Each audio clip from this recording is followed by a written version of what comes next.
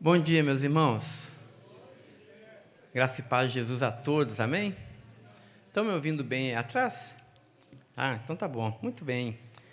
Antes de nós começarmos o nosso culto, nós temos aqui alguns, na verdade, dois avisos, né? O primeiro aviso é sobre o casamento da nossa querida irmã Júnia e irmão Cristiano. A Júnia, eu vi ela aí, ali, tá ali. Fica em pé, Júnia. Às vezes uns me perguntam, cadê a Júnia? Quem que é? Aí, ó. O Cristiano não veio hoje, né? Ah, veio? Ah, tá. Mas domingo que vem, certamente, ele estará aqui, né? Mas eles, no próximo domingo, pela manhã, a partir das 9 horas, nós teremos a alegria, dentro também do nosso mês da família, de realizar essa cerimônia, que certamente é uma alegria e uma bênção para esse casal, mas também para toda a nossa igreja. Então, nós vamos ter um domingo muito diferente. Domingo de manhã é um casamento aqui, vai ser... Acho que a primeira é inédito nos 60 anos da Betel, né? Eu acho que nunca aconteceu, talvez, né? O casamento no culto, assim, domingo de manhã, eu acho que é mais difícil, né? Então, vai ser uma experiência e, sobretudo, uma grande bênção para a nossa igreja. O casamento dos nossos irmãos é motivo de alegria e bênção para todos nós. Então, amém. Eu quero convidar os irmãos para a gente fazer a leitura bíblica no Salmo 119, o verso 11 e o verso de número 12.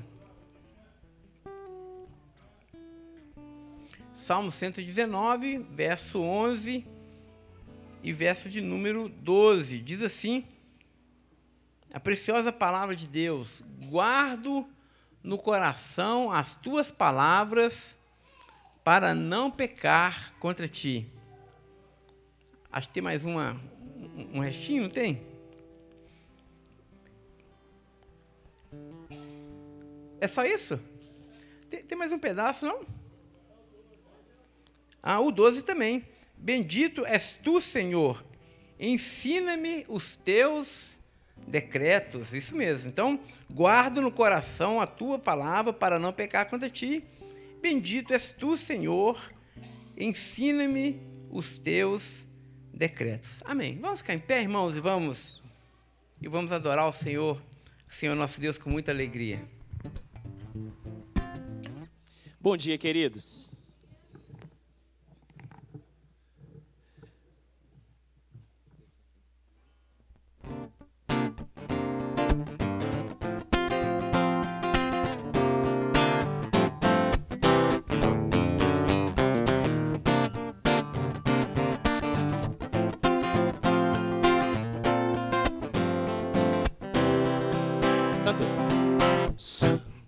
Santo, santo, as palmas. Santo, santo, santo, santo é o Senhor, poderoso, digno de toda glória, digno de toda honra e de receber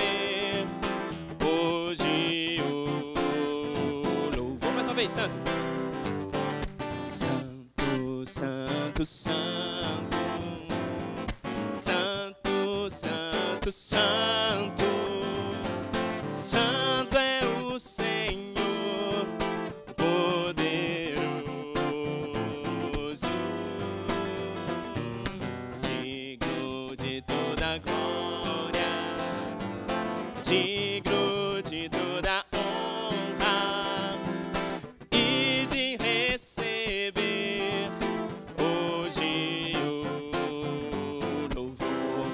louve,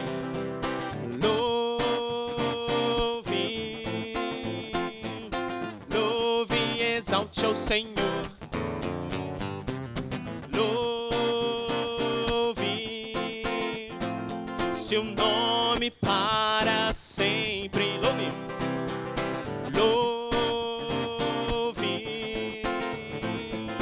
Louve e exalte ao Senhor.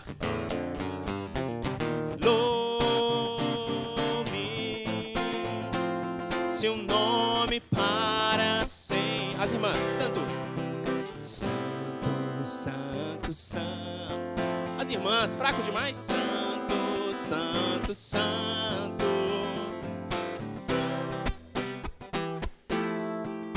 Poderoso. Os homens.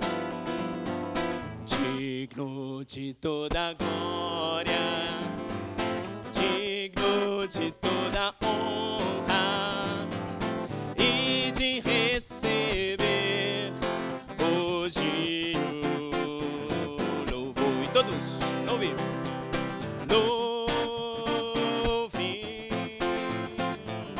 louve e exalte ao Senhor.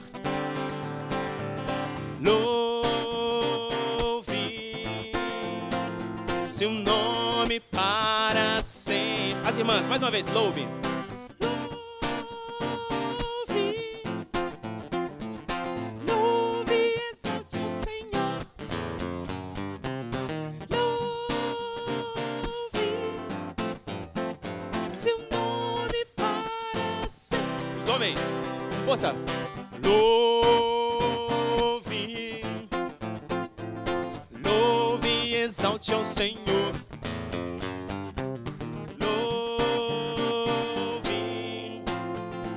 Seu nome para sempre. Mais uma vez para fechar, todos. Louve, louve e exalte ao Senhor.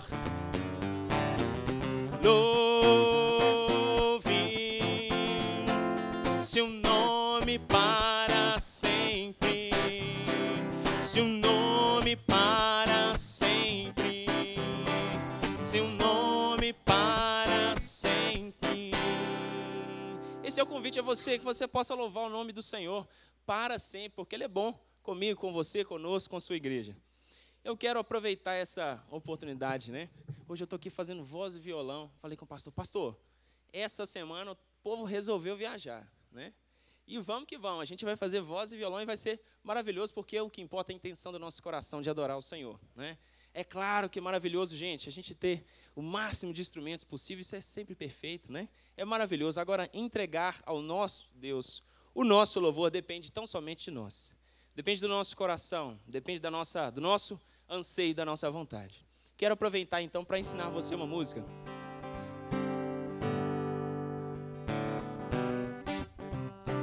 Venha sobre nós teu reino, faz brilhar em nós a tua luz.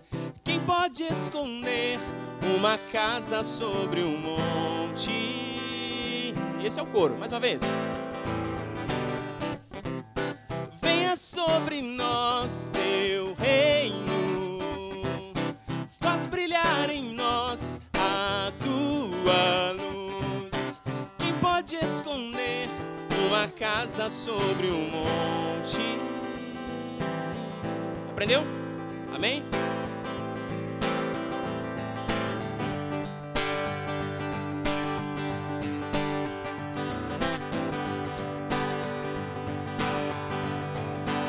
O verso bem facinho. Sobre nós e através de nós seja feita com a vontade. Nos ensine a te imitar, por aqui em toda parte. Nossos pés, boca e mãos, nossa mente e coração, tudo em ti e para ti. Coro. Sobre nós teu reino, faz brilhar em nós a tua luz. E quem pode esconder uma casa sobre um monte? Sobre nós, mais uma vez. Sobre nós e através de nós seja feita a tua vontade. Nos ensine a te te imitar. Por aqui, em toda parte, nossos pés, boca e mãos, nossa mente, coração, tudo em ti, para ti.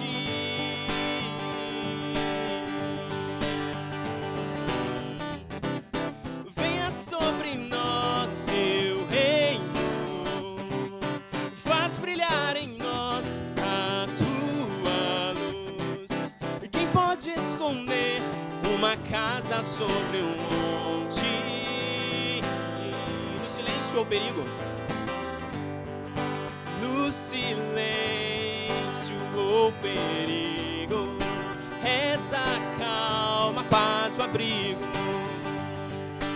És amor em ação, esperança e a canção dos que choram. És consolo e dos famintos profusão, dos perdidos salvação.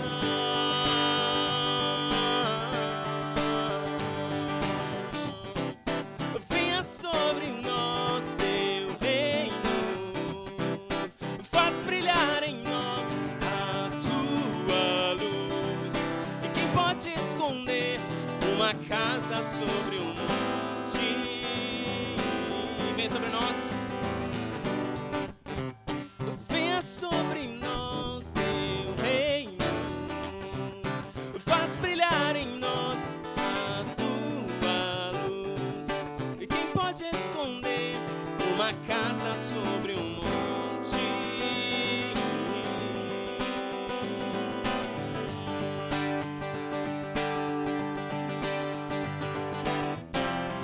Que as nossas obras mostrem o mover da tua mão.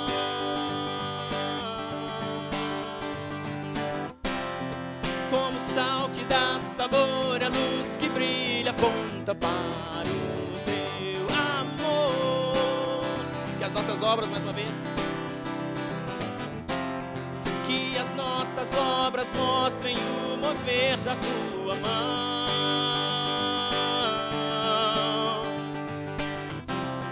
Como o sal que dá sabor, a luz que brilha aponta para o teu amor.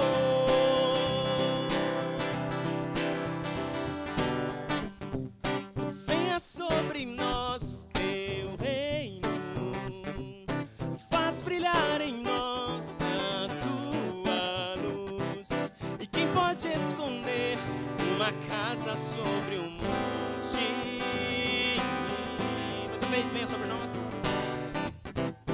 Venha sobre nós teu reino, faz brilhar em nós a tua luz.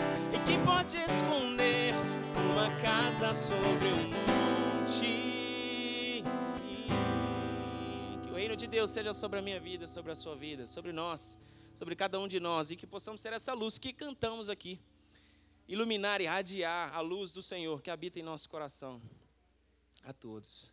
Vamos cantar mais uma canção. Enquanto cantamos, você pode entregar no altar do Senhor o seu coração e também os seus dízimos e as suas ofertas. É declarar que o nosso Deus é acima de todas as coisas, é o único Senhor, Ele que provê o sustento a mim, a você, a cada um de nós. É graças a Ele que estamos aqui, por sua graça, por seu amor. Ele que nós vamos cantar e adorar também, entregando a Ele aquilo que temos, nossa vida.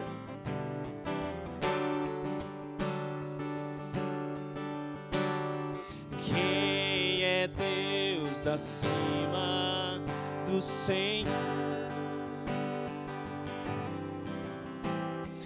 Quem é rocha como nosso Deus? É força e proteção, Ele é a torre de libertação aos que confiam no Senhor.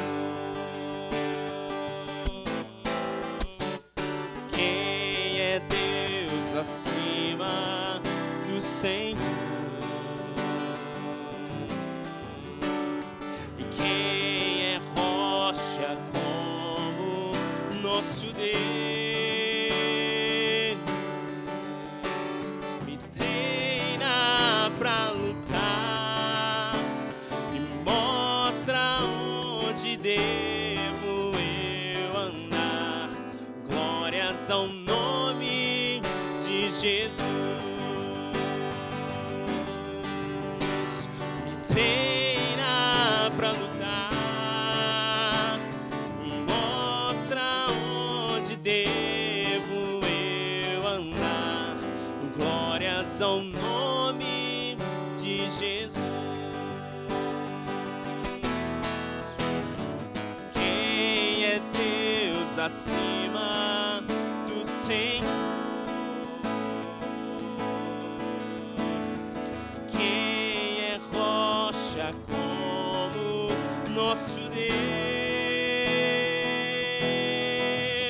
É força e proteção, Ele é a torre de libertação aos que confiam no Senhor.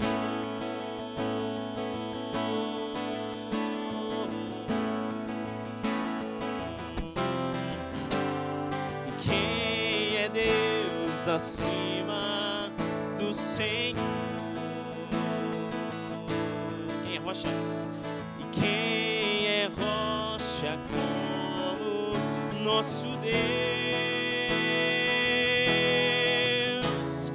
Treina pra lutar e mostra onde devo eu andar. Glórias ao nome de Jesus. Me treina pra lutar, me mostra onde devo eu andar. Glórias ao nome de Jesus.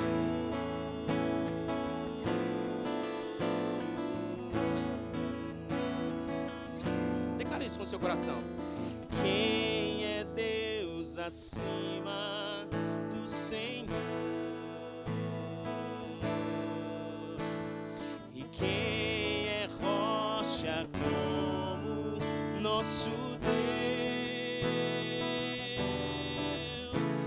É força e proteção,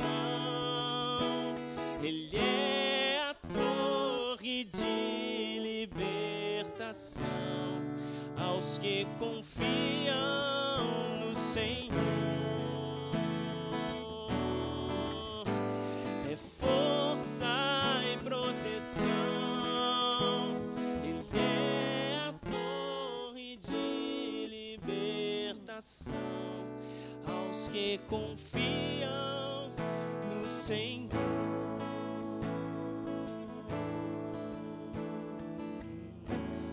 Deus, nós queremos declarar que o Senhor é sobre as nossas vidas, ó Deus, o nosso Deus.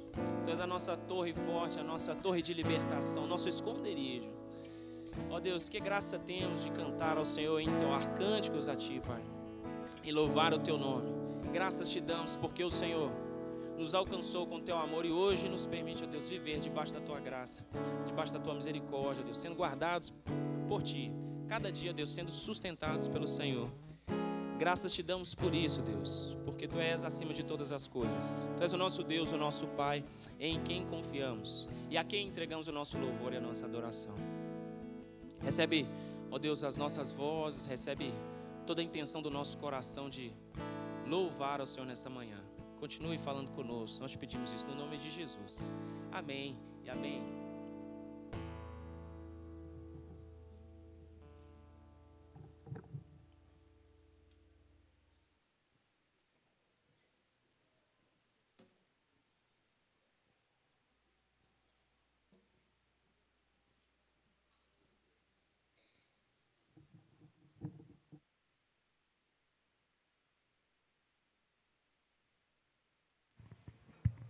Amém. Louvado seja O nome do Senhor nosso Deus, Ele é força, é proteção, torre de libertação. Quantos experimentam essa verdade na sua vida? Aleluia. O Senhor está entre nós, meus irmãos. Deus está aqui. Abra sua Bíblia, nós vamos fazer a nossa reflexão nessa manhã, já inaugurando o mês da família, em Neemias, capítulo de número 4.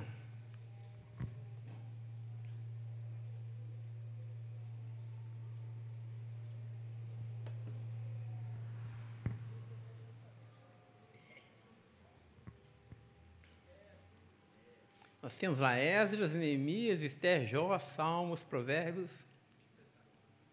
Antigo Testamento.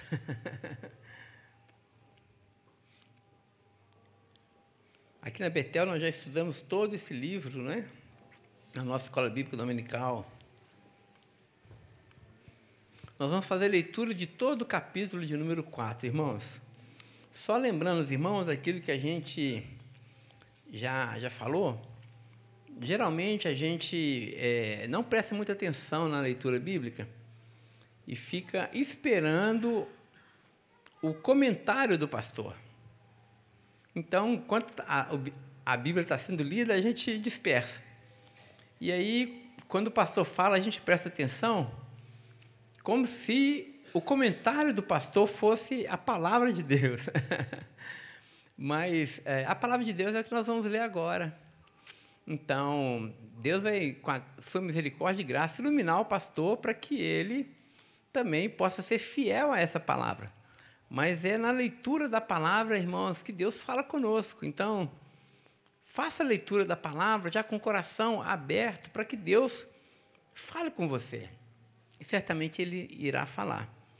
Diz assim essa narrativa belíssima e desafiadora do capítulo 4 do livro de Neemias.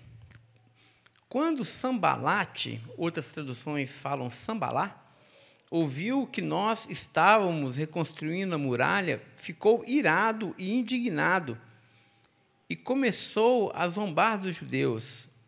Na presença de seus irmãos e do exército de Samaria, ele disse: o que é que esses judeus fracos estão fazendo? Vocês vão permitir que eles continuem? Será que vão oferecer sacrifícios? Pensam que pode acabar a obra em um só dia? Será que as pedras que foram queimadas poderão renascer daqueles montões de pó? Tobias, o amonita, estava com Sambalate e disse: mesmo que reconstruam, se vier uma raposa, derrubará aquela muralha de pedras.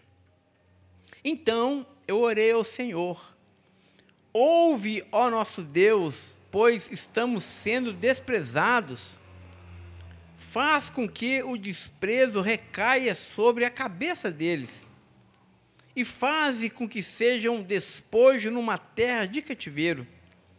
Não encubras a sua iniquidade, e que o pecado deles não seja apagado diante de ti, pois te provocaram a ira na presença dos construtores. Assim, reconstruímos a muralha, e toda a muralha foi acabada até a metade da sua altura, porque o povo tinha ânimo para trabalhar. Mas quando Sambalate, Tobias, os árabes, os amonitas e os asdoditas ouviram que a reparação das muralhas de Jerusalém ia adiante e que já se começavam a fechar as brechas, ficaram muito irados.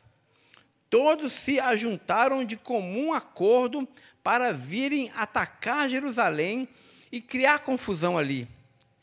Porém, nós oramos ao nosso Deus e, como proteção, pusemos guardas contra eles de dia e de noite. Então os que estavam em Judá disseram: os carregadores já não têm mais forças e os escombros são muitos. nós mesmos não seremos capazes de reconstruir a muralha. Os nossos inimigos diziam entre si: eles não ficarão sabendo, nem verão nada, até que entremos no meio deles e os matemos, e assim vamos fazer com que a obra pare. Os judeus que habitavam na vizinhança deles nos disseram 10 vezes: de todos os lugares onde moram, eles nos atacarão. Então pus o povo por famílias nos lugares baixos e abertos, por detrás da muralha, com as suas espadas e as suas lanças e os seus arcos. Depois de fazer uma inspeção, levantei-me e disse aos nobres, aos magistrados e ao resto do povo: não tenham medo deles. Lembrem-se do Senhor, grande e terrível, e lutem pelos seus irmãos, pelos seus filhos, pelas suas filhas, pelas mulheres e pela casa de vocês. Quando os nossos inimigos ouviram que nós já sabíamos disso e que Deus tinha frustrado o plano deles, voltamos todos nós para a muralha, cada um à sua obra. E daquele dia em diante, metade dos homens trabalhavam na obra e a outra metade empunhava lanças, escudos, arcos e couraças. E os chefes estavam por trás de toda a casa de Judá, que reconstruía a muralha. Os carregadores que por si mesmo tomavam as cargas, cada um com uma das mãos fazia a obra e com a outra segurava a sua arma. Os construtores, cada um trazia a sua espada na cintura enquanto construíam.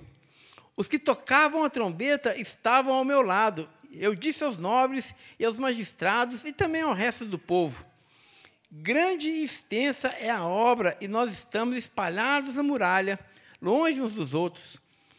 No lugar em que ouvirem o som da trombeta, ali reúnam-se em volta de nós. O nosso Deus lutará por nós. Assim trabalhamos na obra, e metade empunhava as lanças desde o raiar do dia até o anoitecer. Também, nesse mesmo tempo, eu disse ao povo: cada um de vocês fique em Jerusalém com o seu servo, para que de noite nos sirvam de guarda e de dia trabalhem. Nem eu, nem os meus irmãos, nem os meus servos, nem os homens da guarda que me seguiam tirávamos as nossas roupas, nem mesmo para dormir. Cada um se deitava com as armas à sua direita. Senhor, nós te damos graças pela tua palavra, santa, bendita e eterna. Ó Senhor, e diante dela o nosso coração se abre, as nossas mentes se abrem, e te pedimos, Pai, a iluminação do teu Santo Espírito. Nos dê clareza da tua palavra. Fala, Senhor, conosco. Que essa palavra seja o nosso alimento. Que essa palavra seja o nosso escudo. E mais do que isso, Senhor, que também o Senhor possa nos levar a obedecê-la, Deus, a colocá-la em prática nas nossas vidas. Faça isso para a sua própria glória. Por meio de Jesus nós oramos. Amém e amém.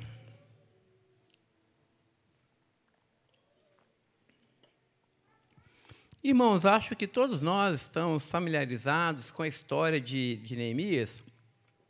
Neemias foi um homem que viveu ali por volta do ano 400, 450 antes de Cristo. Ele era copeiro do rei da Pérsia.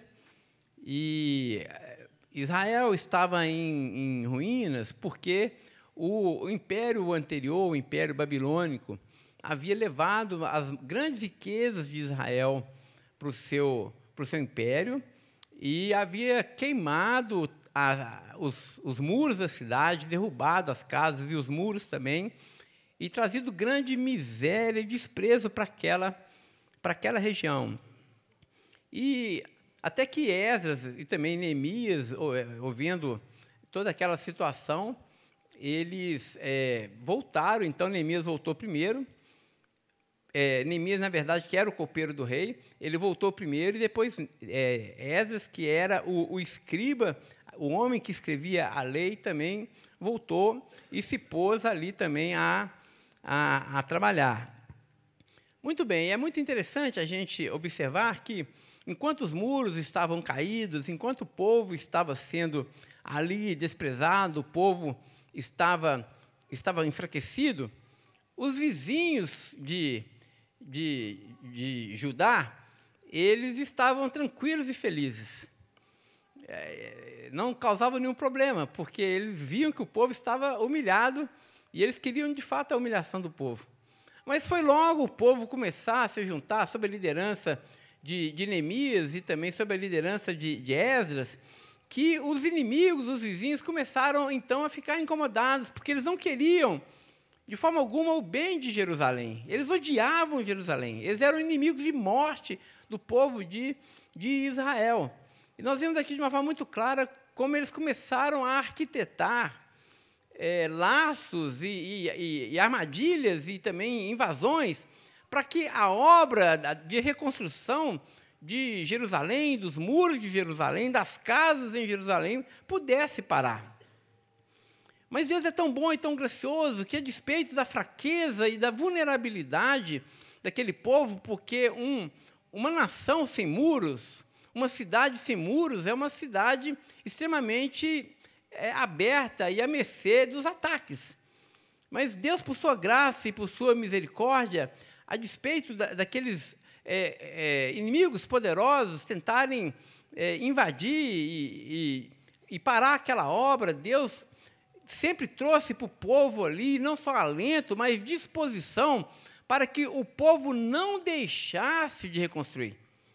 E é muito interessante porque o povo entendia que existia uma tarefa que pertencia a eles, que era a reconstrução dos muros e a reconstrução das casas, isso dependia deles, mas, ao mesmo tempo, eles sabiam que a continuidade da obra, ou a força dessa obra, não estava em suas mãos, mas estava nas mãos de Deus e no propósito de Deus. Mas eles estavam firmados justamente na promessa do Senhor, que foi dada a Abraão, a Isaac e a Jacó, acerca da posteridade de Israel.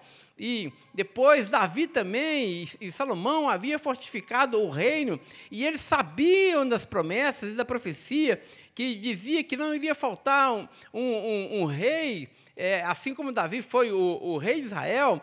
Deus não permitiria que Israel ficasse sem rei, sem reino. Uma alusão muito clara ao Rei dos Reis, o Senhor dos Senhores, ao descendente de Davi, que é o próprio Jesus, que se assentaria definitivamente no trono eterno de Deus. Esse povo, animado pelas promessas do Senhor e confiados nessa promessa, eles continuavam a reconstrução desse templo e desses muros. E o que acontecia? Isso ia acendendo ainda mais ali nos seus inimigos a ira. E eles ficavam ainda mais irados e mais inflamados e tramavam mais ainda invasões. E nós vemos aqui no texto que eles perceberam que o povo estava muito cansado, porque a obra era extensa e a luta era muito grande, e eles estavam enfraquecidos. E aí, estrategicamente, eles bolaram um plano para que eles tomassem aquela cidade, eles pudessem matar ali os construtores e encerrarem de vez aquela obra. Mas, como nós vimos aqui no texto, Deus é tão misericordioso que não apenas fez saber a liderança de Israel que havia esse plano, como também, pelo seu divino poder, ele frustrou esses planos. Isso porque o povo trabalhava com uma das mãos, e com a outra mão eles empunhavam espadas e estavam vigilantes, e também, diante do Senhor, eles apresentavam as suas orações, o seu pedido de socorro. Nós vimos aqui no final, que não termina, na verdade, do capítulo 4, nós vimos aqui que esses homens valentes, eles construíram o muro, construíram até metade, taparam as brechas, e depois continuaram a construção do muro e finalizaram a construção do muro, sempre empunhando em uma das mãos uma pá, uma enxada, uma colher ali de pedreiro, os instrumentos, um prumo, mas na outra mão eles continuavam ainda segurando uma espada, ou seja, nós trabalhamos, mas nós vigiamos ao mesmo tempo. Muito bem, irmãos, o que esse texto e essa história bíblica tão bela tem a ver conosco e tem a ver também com o nosso mês da família? Eu acho que é impossível a gente ler esse texto sem nos identificarmos com ele. Primeiro, eu quero lembrar aos irmãos que, diferentemente do Antigo Testamento, Paulo vai nos dizer em Efésios capítulo 6, que nós também temos inimigos.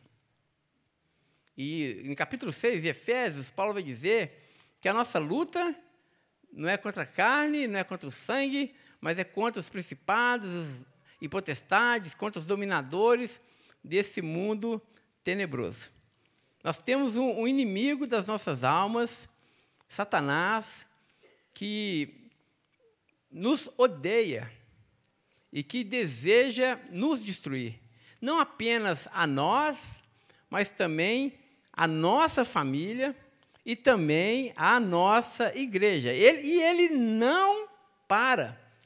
E ele está sempre atento e sempre disposto a destruir a nossa casa, as nossas vidas e destruir também a igreja. É muito interessante observar que Satanás também, muito parecido aqui com Sambalá e os seus amigos, quando a gente está no pecado, quando nós estamos no mundo e quando nós estamos vivendo a nossa vida como ele deseja, a nossa vida é boa. Às vezes a gente não tem problema nenhum. Parece que está tudo tranquilo. Ou quando nós estamos na igreja também, mas nós vivemos uma vida toda errada, toda de cabeça para baixo, todas avessas, e parece que a gente fica navegando em céu de brigadeiro, parece que está tudo bem. E não raro eu ouço dos irmãos o seguinte testemunho: pastor, quando eu não estava levando Deus a sério, quando eu não era convertido, estava tudo bem comigo, mas agora que eu converti, que eu comecei a orar, eu comecei a buscar o Senhor, que eu comecei a dedicar minha vida a Ele, pastor, as lutas aumentaram, está tudo dando errado. Não sei se você já passou por essa experiência, não é? Mas é justamente isso. E aqui vai um conselho, irmãos, rapidamente, um parêntese, rapidamente, eu estava comentando isso com o Vivi essa semana, dizendo o seguinte, que existem orações que são muito perigosas de serem feitas. Eu quero que você preste muita atenção no tipo de oração que você faz, porque Deus ouve a sua oração e Deus geralmente responde a sua oração. E a oração perigosa que eu acho é a seguinte: quando você fala, Senhor, eu quero fazer a sua vontade. Eu quero ser santo. Tem uma música que nós cantamos na igreja, eu acho ela muito perigosa de cantar. Muito perigosa. A música é a seguinte, ela diz assim, não importa o preço, eu me rendo, eu me lanço, sei que nos teus braços existe um espaço para mim. Quero conhecer-te, ouvir os seus segredos, e não importa o preço. Cuidado com esse tipo de oração.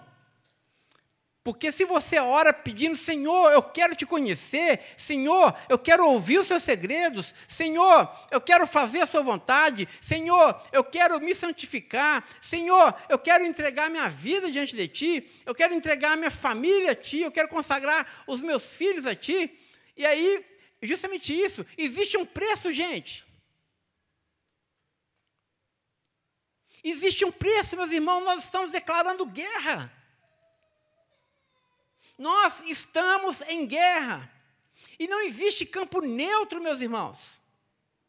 Não existe neutralidade no reino de Deus, um lugar, uma zona segura, uma zona verde. Não existe esse lugar. Ou nós estamos lutando ao lado do Senhor e enfrentando os nossos inimigos, ou nós estamos rendidos aos nossos inimigos. Porque quando nós entendemos que nós somos chamados por Deus para essa guerra, saiba de uma coisa, os inimigos irão se levantar.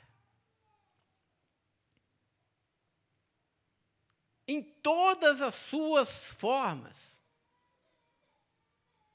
Porque ele não vai ficar satisfeito em ver a obra de Deus sendo realizada na sua vida, na vida da sua família, na vida da sua igreja. Certamente, Satanás irá ficar irado. Quando você abandona o pecado, Satanás vai ficar irado contra você. Quando você decide amar a sua esposa assim como Cristo ama a igreja, e ser fiel a ela, Satanás irá ficar irado contra você. Quando você decide entregar seus filhos nas mãos do Senhor e consagrar os seus filhos ao Senhor, Satanás certamente ficará irado contra a sua família.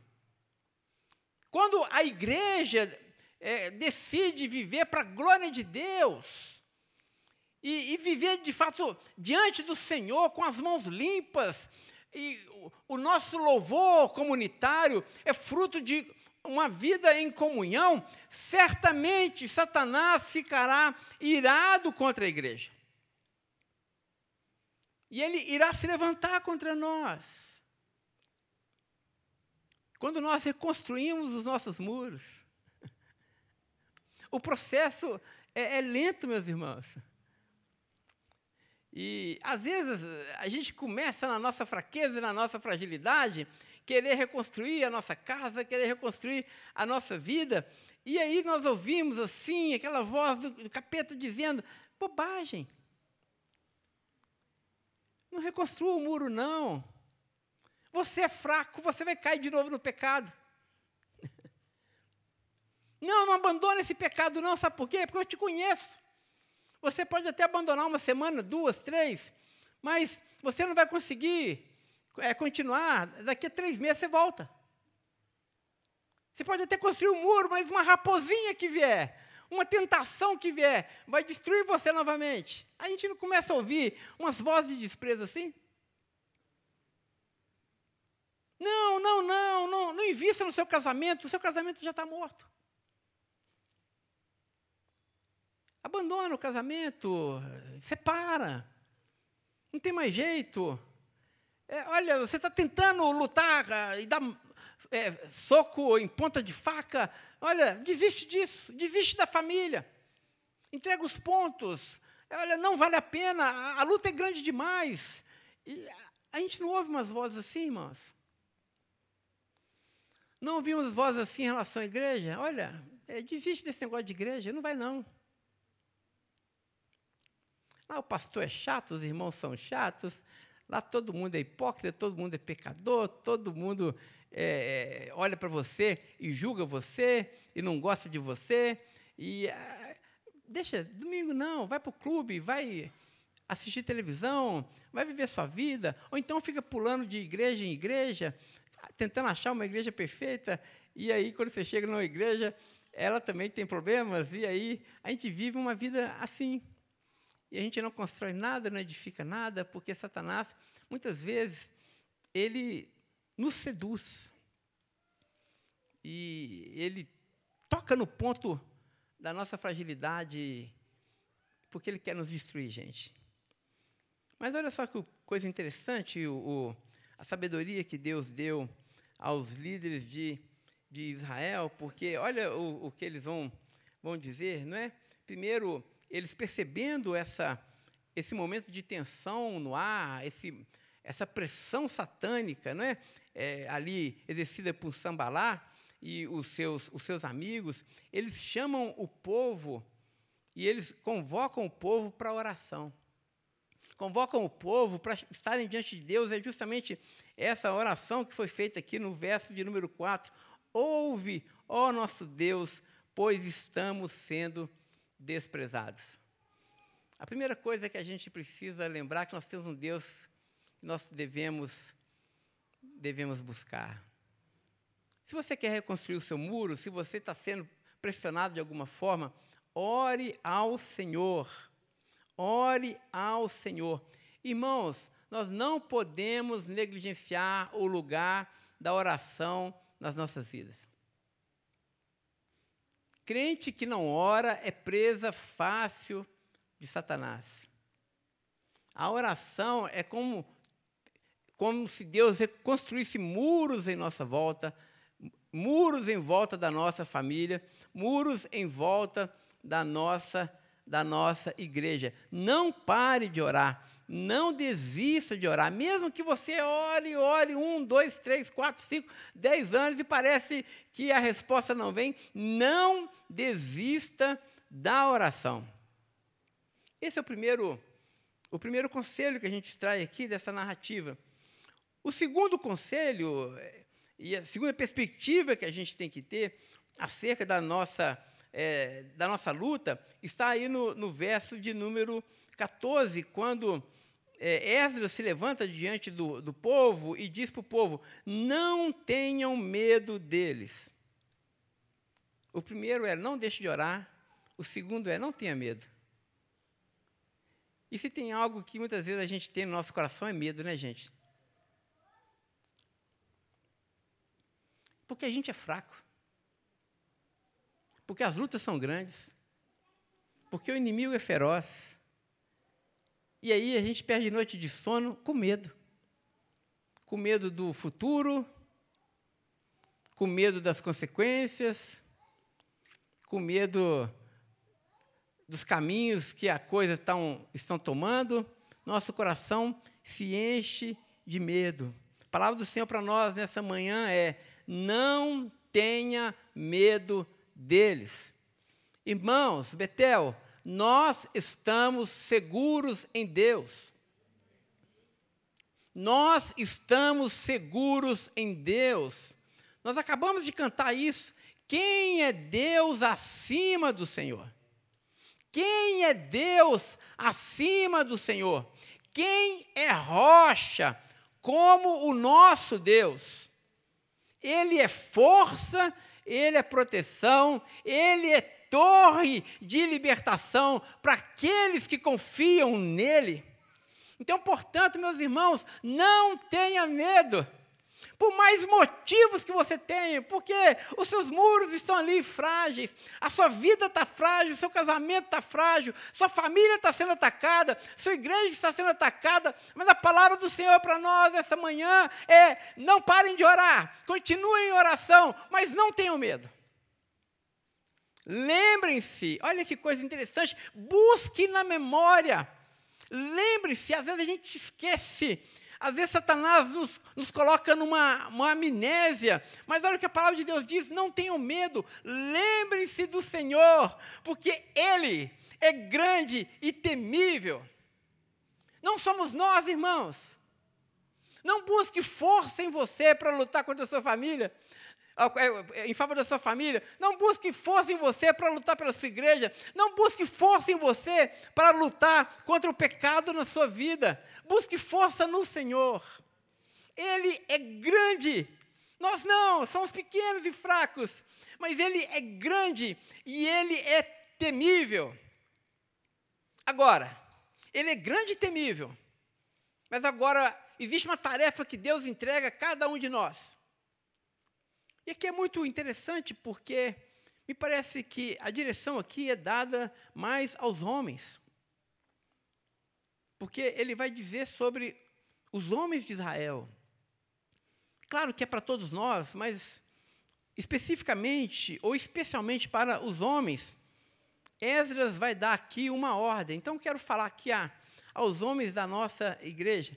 Lembre-se do Senhor, Ele é grande e temível. Agora, vocês, homens, lutem pelos seus irmãos, lutem pelos seus filhos, lutem pelas suas filhas, lutem pelas suas mulheres, lutem pela casa de vocês. Está ouvindo isso, marido? Está ouvindo isso, homem? Deus nos chama a lutar.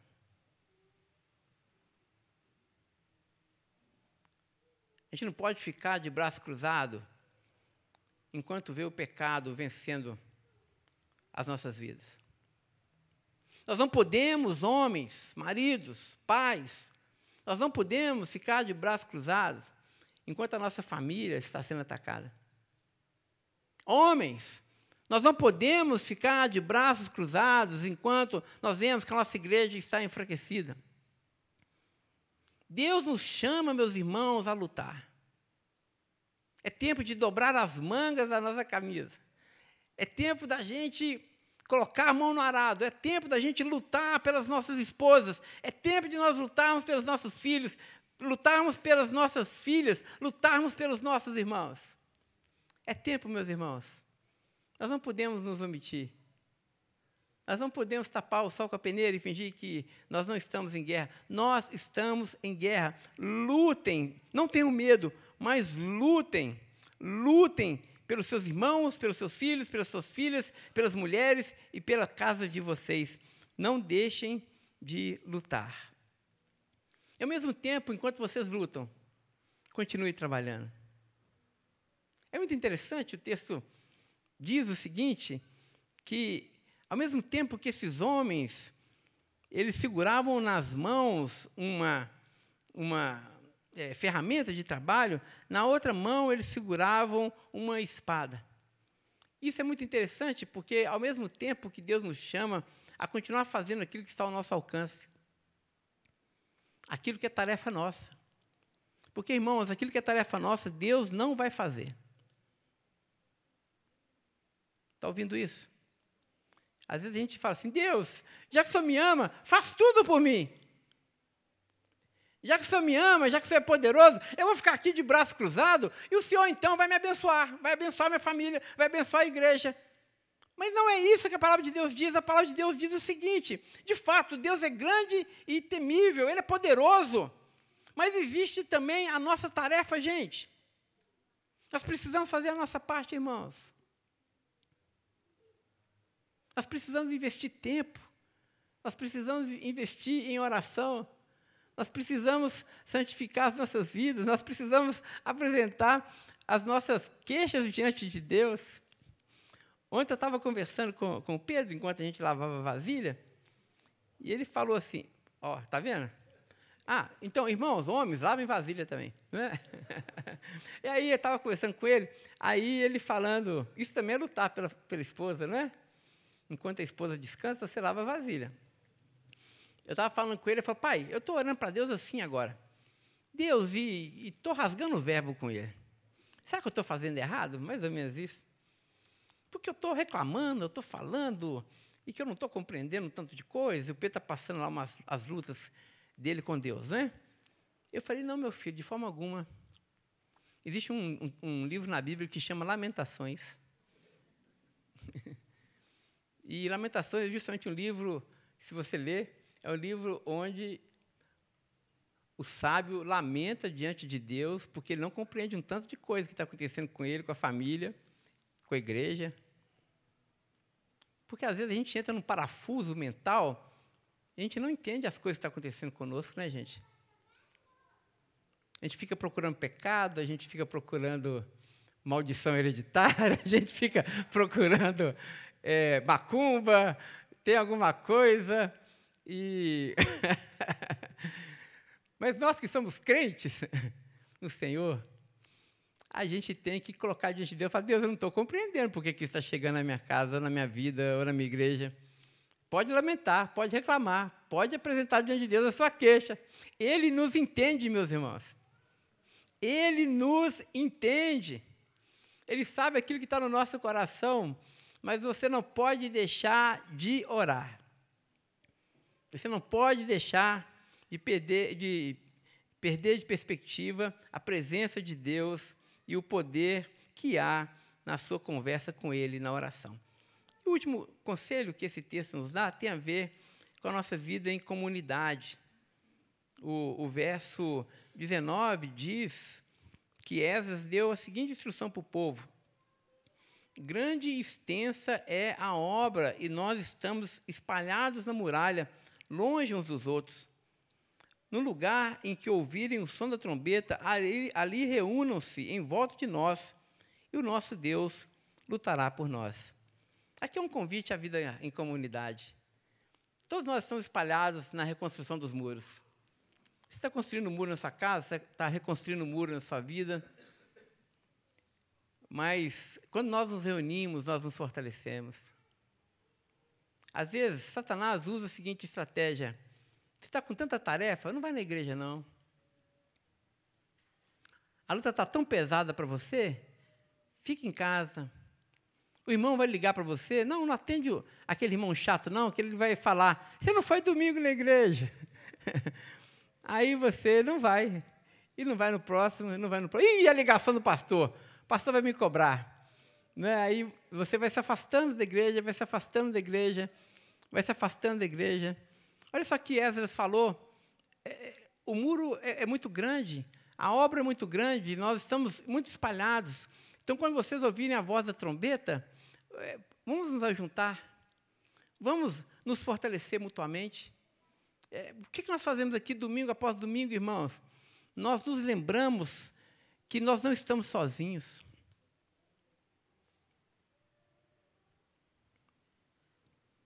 Que nós temos os nossos irmãos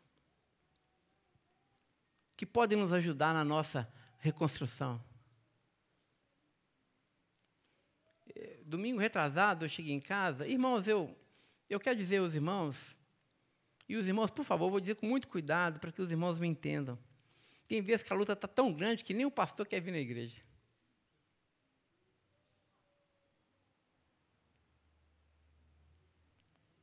Eu tenho um pastor amigo, ele foi meu mentor, e ele,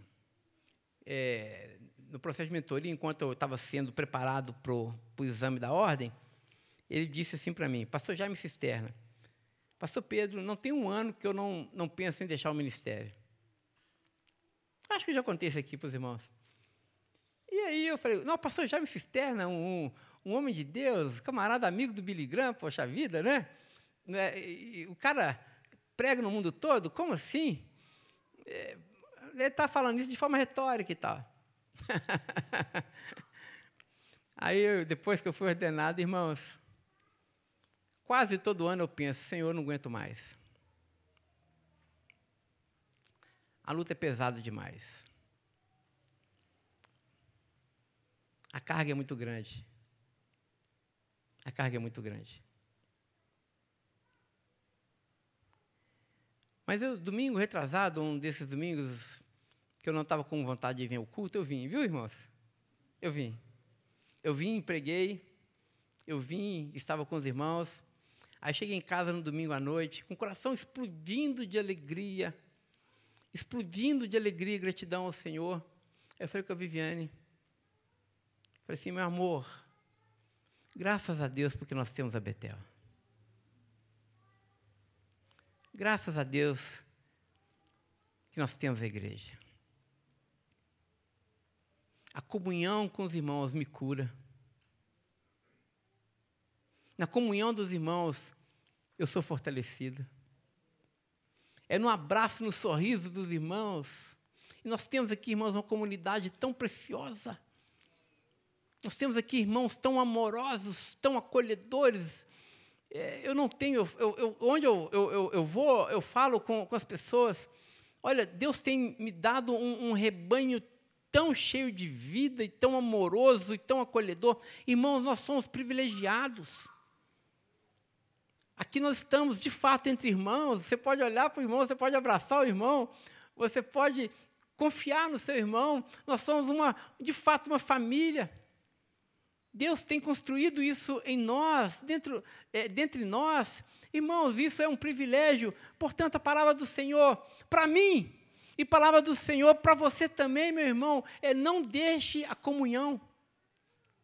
Não deixe de estar na igreja, não despreze esse momento precioso quando nós nos retroalimentamos com a palavra de Deus, com o consolo de Deus, com a comunhão que Deus nos dá, com a bênção que Deus coloca na nossa vida, e nós podemos, com essas bênçãos e com esse consolo, abençoar e consolar os nossos irmãos. Então, se sinta fortalecido, que a Betel seja esse lugar, que a Betel seja esse lugar mais seguro da terra, para que você possa vir e se lembrar que você está construindo os seus muros, a tarefa é sua, E você deve colocar a mão na massa e lutar pela sua família, lutar pelos seus filhos, sua filha, sua esposa, seu marido. Você deve fazer isso. Mas lembre-se, você não está só. Outros irmãos lutam essa mesma batalha ao seu lado. E mais do que isso, como o texto diz, reúna o povo em volta de nós. E aí, quando nós estamos em comunhão, em adoração, buscando juntos ao Senhor, olha o que o texto diz: o nosso Deus lutará por nós. Quando a igreja está em comunhão e unidade,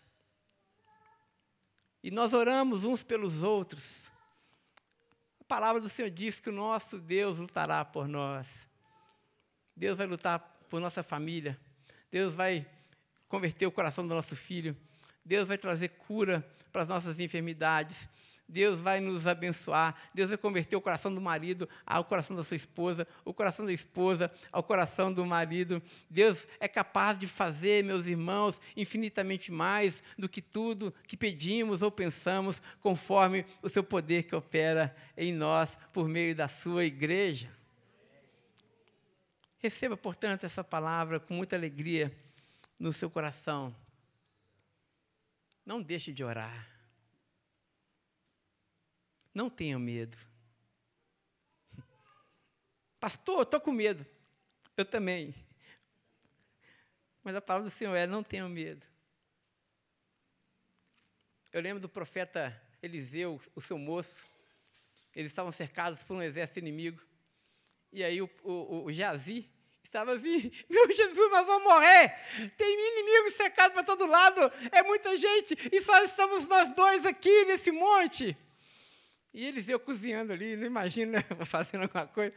Aí Eliseu fala: Senhor, abre os olhos desse menino, para que ele veja que maior o que está conosco do que o que está com eles. Irmãos, a palavra do Senhor diz, o apóstolo João: maior o que está em nós do que o que está no mundo. Maior o que está em nós do que aquele que está no mundo. A vitória pertence ao Senhor. A vitória é nossa, somos mais do que vencedores. Feche seus olhos e vamos já nos preparar para a mesa do Senhor.